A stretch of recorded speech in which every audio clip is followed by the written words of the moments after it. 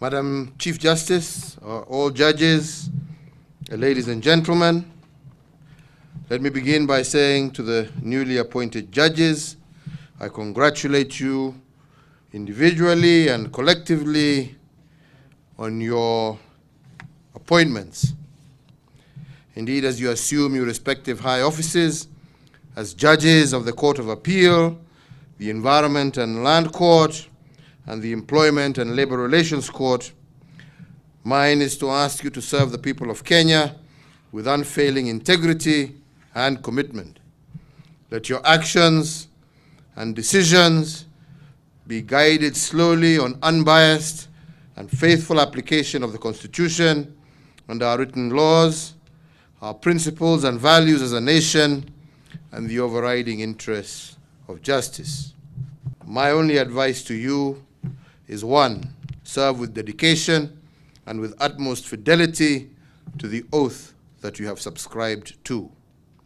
You are the bastions of justice, defenders of liberty, instruments of law and order, guardians of the rule of law, and the embodiment of the hopes and dreams of our people. Just like you today, I too took an oath to both the letter and the spirit of the law, and it is not open to me to turn a blind eye to reports of our state organs. As long as I serve as president, I will choose the right over the convenient, I will choose the hard over the easy, and I am not doing this for myself, but for the people of Kenya and for posterity. His Excellency the President was compelled to recite these profound words, reminding us we have to be impartial, we have to be independent, we have to be fair. Power to protect the Constitution vests to us, given by the people of Kenya, to render service with integrity and competency, among other things.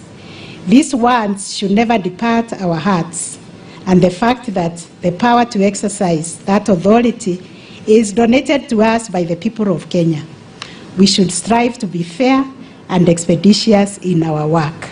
We are servants of the people. One area we should all guard is the independence of the judiciary.